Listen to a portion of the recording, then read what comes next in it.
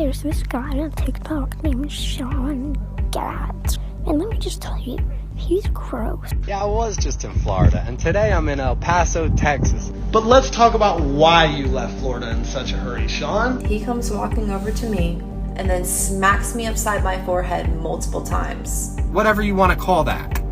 That's what I did. What's really scary is that he's like two different people. He has all of TikTok and everybody online thinking he's living in this van. Trigger warning, substance abuse, mental illness, self-harm maybe. So if you're a sensitive just keep scrolling.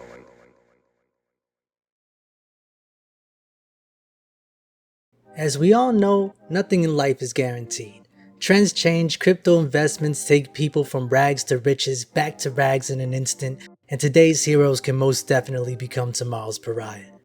That being said, in this present tumultuous climate, one thing that I can seriously bank on is that on any given day, some social influencer or content creator will be accused of either sexual misconduct, domestic violence, or both.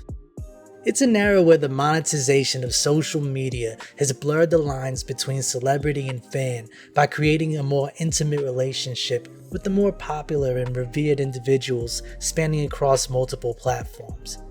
A constant feed into your favorite social influencers' daily life via vlogs, Instagram feeds, tweets, and live streams, where chatting or more often a donation even opens up a direct line of communication with said creator, has taken the concept of the parasocial relationship and shattered it, allowing for the two worlds to overlap. Generally, there's nothing wrong with this, and people often develop lasting relationships as a result. Unfortunately though, there is the potential for undesired and sometimes catastrophic outcomes. As we see much too frequently, some individuals' desire for fortune and fame outweigh any semblance of decency within them, and like the real-life clowns that they are, affix a mask, a public persona to draw followers and subscribers in. They exploit their supporters' admiration and mold themselves to whatever it is that will help them purge their audience of gifts, money, lodging, and even sex. In many cases, by the time that all these allegations come out, the perpetrators have already left a long line of victims in their wake. You see, the nature of the internet works ever in the accused's favor. Often they're too unknown in the beginning of their career for any of the allegations to gain traction, and once they are widely recognized, they're too beloved by their audience to believe they could commit such acts.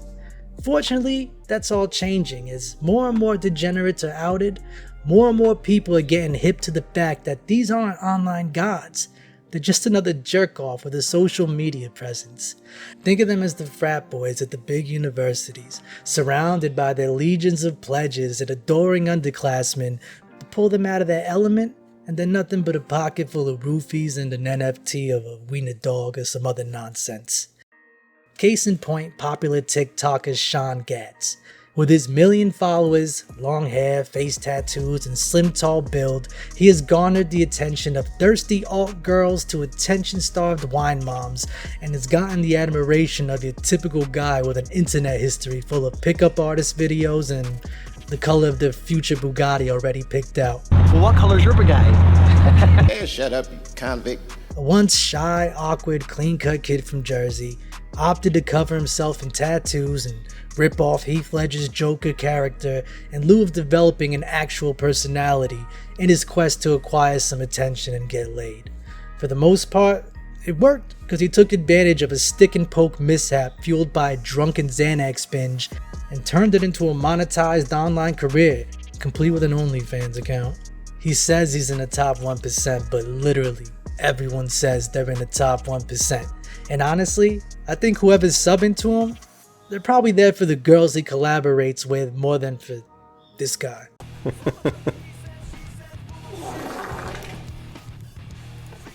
Ugh. Only $10 a month, ladies and gentlemen. But it didn't all start there. Somewhere around the time he stopped working as a cook at George and Martha's, a restaurant and bar in Morristown, New Jersey, he started dedicating his time to becoming internet famous. Interestingly enough, Sean's TikTok was doing quite well before he got into any trouble. His original account has since been deleted by TikTok, but up until then, he was able to draw in around 300,000 followers. I've scoured the internet for any videos from this era, but More than likely, he deleted everything due to his first plunge into controversy and backlash. Regardless of how well Sean was doing, the weirdo in him and other underlying vices couldn't be contained, leading to a decision that would draw the ire of the internet, resulting in consequences for Sean. Sometime around August of 2020, he produced the infamous Charli D'Amelio video, a duet that depicts Sean suggestively moving his arm to a video of hers while informing her of the adult men that are pleasing themselves to her videos on the platform. Was he trying to be funny? Was he trying to spread awareness like he claimed in response to the backlash? Whatever it was, it didn't land well with anyone. This resulted in hate from Charli's fans, criticism from disgusted viewers, a petition to put him in prison for life, and of course his account got banned permanently. But in the end, Sean wasn't well known enough to be completely eradicated from the internet. He opened a new TikTok account, ramped up his Heath Ledger ripoff, and the whole thing just kinda blew over. Was it overkill and unwarranted for the public to react like they did? Was he really pulling his little toadstool to the Mushroom Kingdom just out of frame in that TikTok? I don't know, but it sure didn't look good. Either way, Sean was more popular than before as he now had a new niche. He had teamed up with his family on some construction projects, and his Joker aesthetic combined with his workmanship piqued the interest of hundreds of thousands of followers. At one point, he even landed a segment with Inked magazine and was featured on their YouTube channel. Then he had some falling out with his family and he was a construction worker no more. Now, according to him, his family wasn't okay with his venture into adult entertainment and they severed ties. From what I've discovered, Sean has a really nasty substance abuse problem and he tends to turn into a different person when he's under the influence.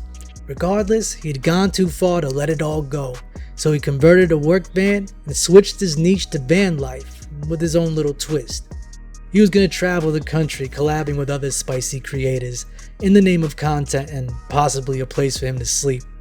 Kind of like some freeloading bang bus. It's like, hey, I'm here, I'm going to huff and puff on top of you for a bit and then I'll eat all your cereal and clog up your toilet. In the winter of 2022, fellow OF content creator and collaborator of Sean's, Spencer Ashton, came out with some allegations that shortly after the collaboration he had gotten violent with her. It seems that almost immediately after leaving Jersey, Sean showed up in Florida at this girl's doorstep, as you can see in one of his first TikToks after his departure. According to her, he was manipulating his audience for donations by having them think he was living in his van when he was really sleeping in her bed and only going to his van to film TikToks and live stream. It's during this time together that Sean and her got into some sort of altercation.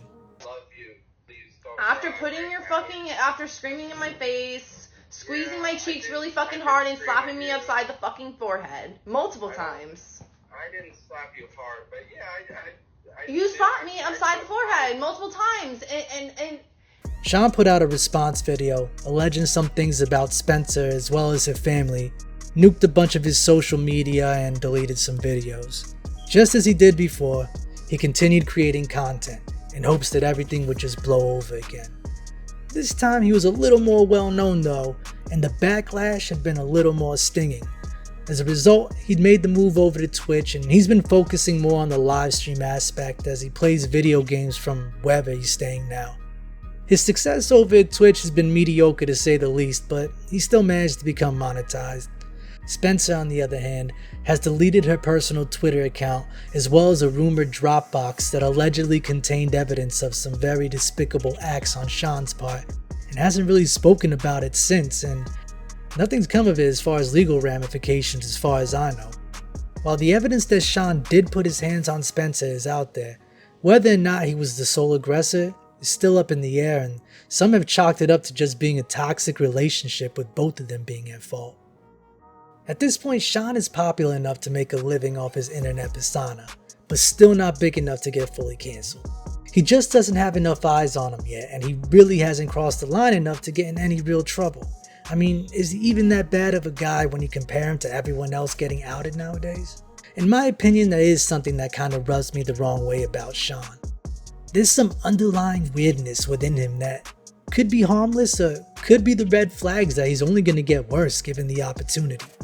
During his time working for Villa Restaurants in Jersey, he had been a line cook at a restaurant called The Office. It was then that he had some interactions with Shmena Baby that was also working there as the bartender. Together we've been able to retrieve some of the screenshots from conversations he had with her over the course of about a year of them working together. According to her, she has no idea how he even got a Facebook name, as she never gave it to him, and their interactions in person were short and in passing. The conversations between them are pretty standard back and forth, and one can see that he's really just a pretty awkward person. The few things that stand out though and are worth mentioning are a couple of his interests he slips in there, particularly deviant sex and his enjoyment of watching videos depicting death.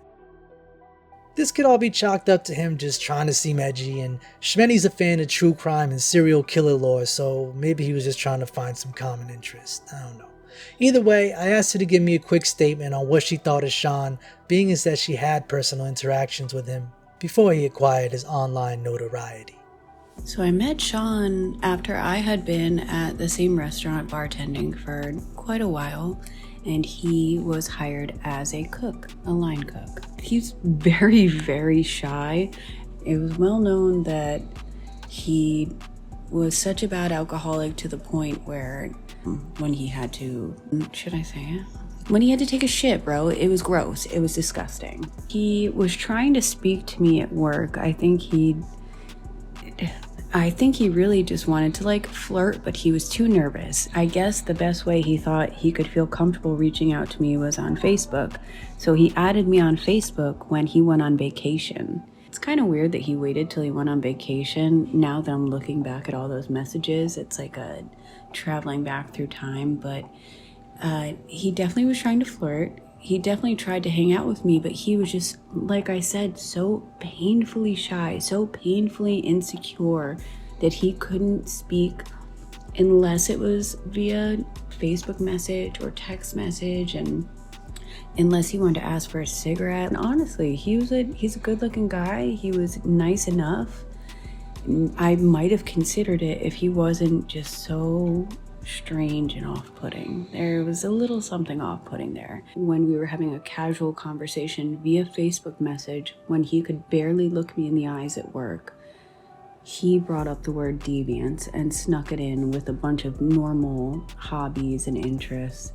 So yeah, I think that he is not completely balanced. He isn't entirely malicious, but when he's drinking and taking Xanax, and like we all know he did, I mean, then yeah, it could get to a dangerous point. What's really scary is that he's like two different people. That's what's really weird. That's what caught me off guard in the beginning. The Sean that I had known for like a year plus is not the Sean that I see on there, and I see him talking about how his Joker-like voice is his voice, and that's not his voice. So it's just a little, off-putting. I feel like just based on the fact that he could be 2 or 3 different people at once, I absolutely believe this woman. I feel like he was a little unhinged even when I knew him personally. The fact that he could be so drastically different is a little bit nerve-wracking.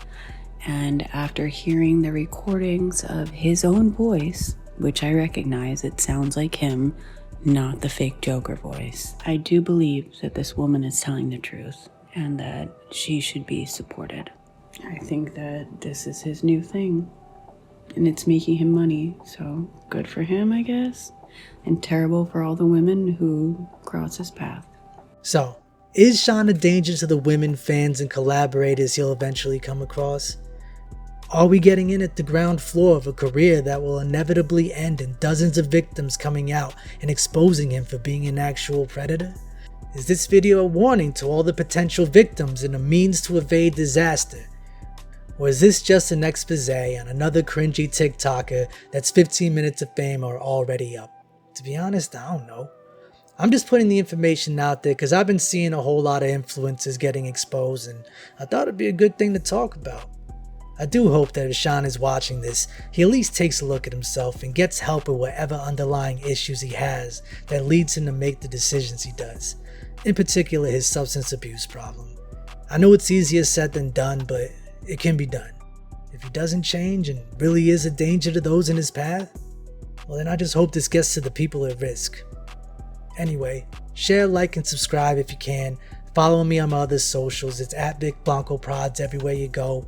Leave your comments down below, and I'm out. Be safe, y'all.